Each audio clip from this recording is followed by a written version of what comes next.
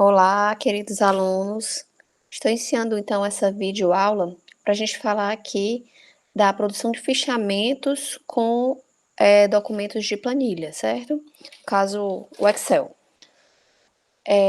Para iniciar, quero contextualizar, vou botar aqui essa planilha aqui, que é uma planilha minha, tá? Vou já explicar ela para vocês. Para iniciar, muita gente utiliza o Word, né, em vez de documento de texto, ao invés de documento de planilha para fazer os seus fichamentos. Por que que, particularmente, eu não gosto e estou ensinando para vocês a utilização de Excel? Porque quando você faz o Word, imagine que isso aqui é uma pasta de vocês só de fechamentos. Então você vai ter vários trabalhos aí, que são os artigos, vários artigos, e para cada artigo você vai gerar um documento de Word. Então no final você vai ter um milhão aí de documentos, sem contar que muitas vezes os artigos você não quer guardar, você leu ele, você fez o fichamento, mas você não quer guardar, ele está num sítio na internet, então você não precisa fazer a baixa eletrônica desse artigo, né? Então, eu sugiro para os meus alunos que, para questões de organização e economia de espaço, que utilizem o Excel. O Excel ele vai ter essas funcionalidadezinhas aqui, né? São as abas, que aí você pode criar indistintivamente aí quantas abas vocês quiserem, tá? Que para cada uma dessas abas a gente coloca um artigo, tá? E como é que eu faço? Particularmente, eu divido um documento de Excel para cada tema. Por exemplo, essa planilha aqui de Excel é somente para assuntos relacionados à prática pedagógica. Então, todos os artigos que eu vou ler sobre prática docente, prática pedagógica, eu estou colocando aqui, certo? Se você é de outra área, eu vou escrever aqui só sobre questões de poluição. Então, você abre lá um documento de Excel e bota todos os artigos que você leu sobre aquela temática dentro desse documento, né? E aí ocupa aqui a posição de vários artigos. Inclusive, faço sugestão para todos os meus alunos de metodologia que desde o primeiro dia na sua atividade de graduação, na sua atividade escolar, se utilizem de fichamentos. Muitas vezes a gente vê artigos, vê trabalhos no início do nosso curso que de repente vão ser muito relevantes para a nossa produção acadêmica quando a gente estiver no meio para o final do curso, né? Então, otimizem as leituras de vocês. O professor passou a cada semestre ali, vocês vão ter 5 a 8, 10 disciplinas. Se vocês lerem por semestre uma média de 30 artigos, vocês já vão ter 30 fichamentos aí que podem ser utilizados aí nos próximos meses, nos próximos semestres para a produção científica de vocês, tá? Então, tudo que vocês lerem, vão fichando, se vocês criarem esse hábito esse que eu não tive na minha graduação, mas que hoje eu posso dizer seria muito válido se eu tivesse tido isso na graduação, vai fazer que no final de um período vocês tenham uma carga muito grande de fechamento que vai otimizar a produção dos trabalhos, tá? Então vamos lá, esse aqui, como eu falei, é um fichamento meu, né? Eu tenho 3 fichamentos aqui desse assunto, tá? E eu utilizo assim, eu coloco a descrição do trabalho de forma separada, obra, autor e os dados da obra. Obra, autores e os dados da obra, certo? Mas para meus alunos, costumeiramente, eu peço que eles coloquem isso tudo junto. Vou já mostrar como é que fica para vocês, tá? Em outra planilha ali. Porque dessa forma, colocando tudo junto, é só você copiar e colar na hora de você fazer as suas referências bibliográficas, né? Então, se você está utilizando esse artigo aqui como citação do seu trabalho, depois você vem aqui, se tivesse tudo junto, né? Copia e cola lá nas referências bibliográficas. Mas para isso você tem que estar colocando aqui tudo no padrão ABNT, tá? Para que você possa só copiar e colar, beleza? Vocês podem estar estranhando aqui o formato dessa planilha, porque o meu sistema operacional é diferente, tá? Eu uso o Mac, então meu sistema operacional é o iOS, então essa planilha, ela tem uma configuração diferente, as abas ficam aqui em cima, no Excel as abas ficam aqui embaixo, eu vou já mostrar para vocês, tá? Mas para continuar explicando aqui como que é como são os meus fichamentos, eu coloco também uma coluna para assuntos.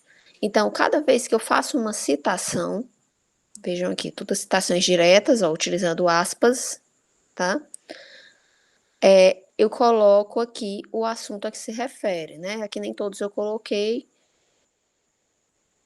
mas alguns eu coloco subjetividades pedagógicas, prática educativa, racionalidade pedagógica técnico-científica. Esses assuntos vão me ajudar no futuro a eu conseguir triar citações, tá bom? Então, isso aqui é um recurso bastante didático para quando você tem uma carga muito grande de artigos em um arquivo, fichados em um arquivo. Eu também utilizo uma coluna para comentários. Muitas vezes eu tenho uma citação e quero relacionar essa citação a uma outra citação ou alguma observação pessoal que eu tenho a respeito daquele assunto, né? Então eu crio essa aba de comentários para colocar essas informações. Percebam que nem todas as citações eu tenho comentários, então é algo opcional quando você realmente tem algo a observar sobre aquela citação, tá? Então essas são as que é a planilha que eu utilizo. E agora eu vou entrar aqui numa planilha de alguns alunos para a gente ver alguns erros mais comuns, tá? Então, olha que só aqui essa planilha. Essa planilha desse aluno, ela é um pouco diferente, é uma planilha que geralmente as pessoas pegam aí na internet, né, que ela é uma planilha que tem vários elementos aqui nas colunas. O nome do livro, a página, o autor, isso tudo está aqui na coluna, né, não está aqui em cima, como na planilha que eu mostrei agora, tá? Por que essa planilha é assim? Porque essa planilha é geralmente para que uma só planilha você coloque em vários artigos. Então, faz sentido, então, ter o nome do livro, porque essa planilha, eu não vou usar as abas, não vou. Eu vou usar uma única planilha para todos os artigos que eu li daquele assunto. E aí, por isso, eu tenho sempre que botar o nome do livro, o autor, né? Mas quando eu estou utilizando uma aba da planilha para um único artigo, não faz sentido eu utilizar essa estrutura. Tanto é que esse aluno aqui na planilha 2 percebeu isso, né? E já veio aqui em cima e colocou os dados e aí reduziu esse trabalho dele aqui. Beleza? Então, aqui para os meus alunos, no caso, cada planilha é uma obra diferente. E aí, sobre ainda esse trabalho desse aluno, eu quero observar, né, alguns pontos. Por exemplo, o aluno colocou lá esse trecho. Eu estou supondo que esse trecho seja uma cópia, né, um copia e cola de algum artigo, ou seja, uma citação. Só que o aluno não colocou aspas, ele não colocou a referência. Aqui embaixo ele colocou, ó, o artigo é do Blender, aqui ele colocou, certo? Tudo direitinho, Blender et al, 2014, as páginas, tá? Mas aqui ele não colocou, então eu não tenho como saber o que é isso aí, e nem ele, provavelmente daqui meses, quando ele for recorrer a esse fichamento, ele não vai saber, tá? Se é desse artigo, se é de outro, se é um comentário dele, ele não vai saber. Então, nunca deixem, por mais que pareça repetitivo, nunca deixem os recortes que vocês vão fazer aqui do fichamento sem a devida referência, tá? No mais aqui, tá tudo citado. Esse aqui também tá sem citação. Com relação aos comentários também, ó, tudo legalzinho. 2 comentários aqui sobre falta de recursos, né, 2 comentários sobre o Braille, né, o restante parece que tá bem bacana. Eu também consigo pensar que essa parte que não tem a referência é o comentário dele, né, porque ele duplica aqui os assuntos. Né, mas como não tem nenhuma especificação, fica complexo para depois a gente entender o que o aluno queria com isso. Vamos para outra planilha. Só um instante, deixa eu abrir aqui.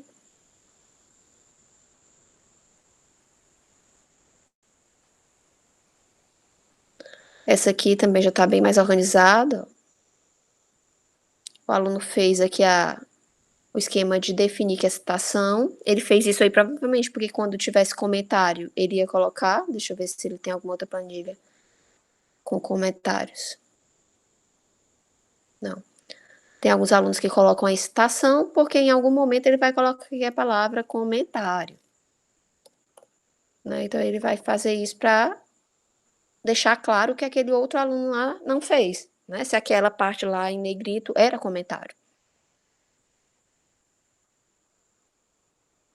E essa outra planilha aqui também está muito organizada, né, vocês estão vendo aí que a organização é essencial para essas planilhas. Vejam um erro aqui bem comum, que é a falta do padrão ABNT. Aqui a autora, né, a autora é uma mulher, a autora desse trabalho, Benite, né, ela colocou aqui, mas o erro aí é porque o último nome, né, o último sobrenome da autora tem que estar em caixa alta, né, então, como a gente está adotando o padrão ABNT, sempre caixa alta, tá? Outra questão é aqui também. Ela colocou como assunto comentário sobre o trecho. Se é um comentário sobre o trecho, que eu já sei, olha aqui, que é um comentário, eu tenho então que botar como assunto o mesmo assunto do trecho, certo? Porque aqui eu já sei que é um comentário.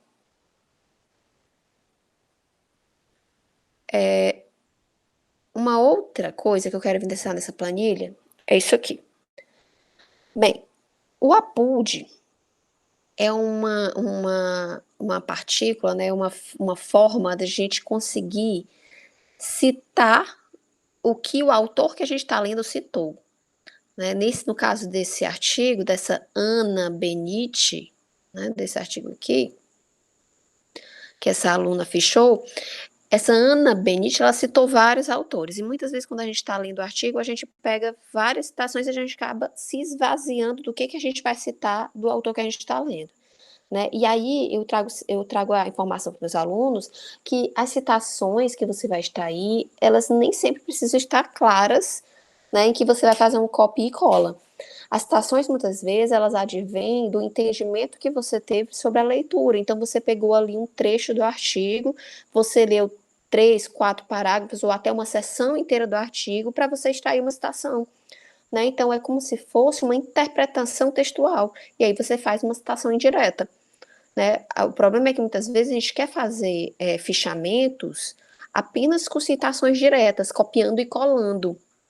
Né? E quando a gente cai nesse vício, a gente acaba amarrado pelos APUDs.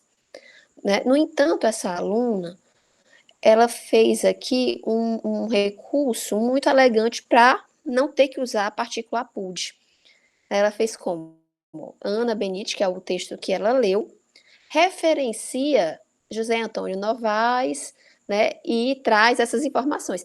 Então, o que ela está fazendo? Ela tá elegantemente dizendo que tem um APUD, né, e aí a gente faz esse drible. Mas a gente não pode ficar também refém disso, porque, como eu falei, o APUD é só quando realmente eu não tenho uma outra alternativa que se não utilizar o APUD. Tá? Porque quando eu utilizo muito desse recurso, me conota uma preguiça científica.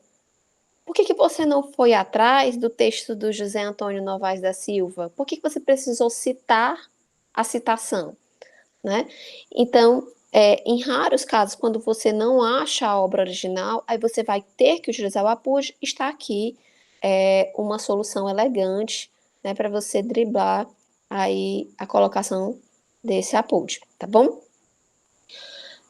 Bem, e no mais, são essas pequenas correções que eu gostaria que vocês atentassem na hora de construir os fichamentos de vocês, tá? Mas a grande parte dos erros está realmente em utilizar o padrão ABNT na hora de citar, de até ser prolixo, citando várias vezes o autor, né? Não é redundância, é realmente necessário. E qualquer outra informação que vocês precisem, por favor, mandem um e-mail ou então um WhatsApp, tá? Um abraço.